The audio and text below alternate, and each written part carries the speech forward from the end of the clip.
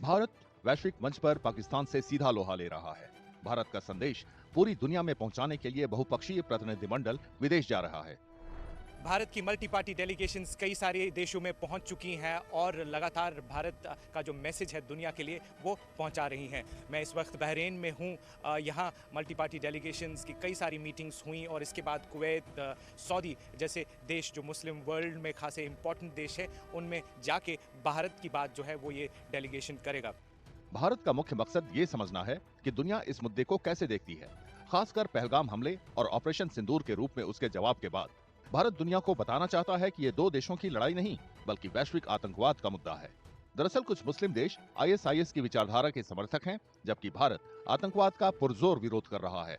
There is no difference between these terrorist organizations in Pakistan and the ISIS Takfiri ideology.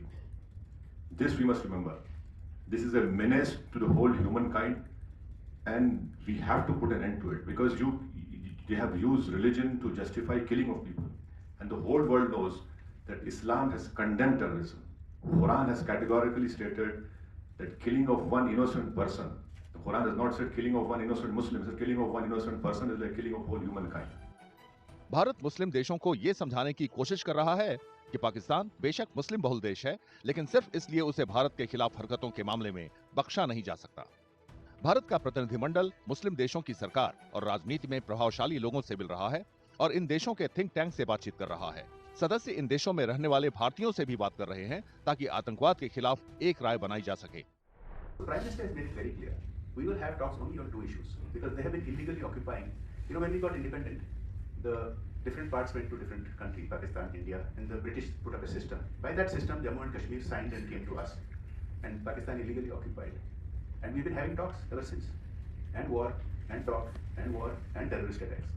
So we will have talks only on two issues with Pakistan: that return of Pakistan occupied Kashmir and stop of terrorism. Now, if they, they know what to do to get us to respond. They have to take action on the terrorists who are openly operating on their soil. बातचीत और बैठकों के जरिए भारतीय प्रतिनिधिमंडल का मकसद ये समझाना है कि गल्फ कोऑपरेशन काउंसिल के कुछ अहम सदस्य भारत के नजरिए को कैसे देख रहे हैं।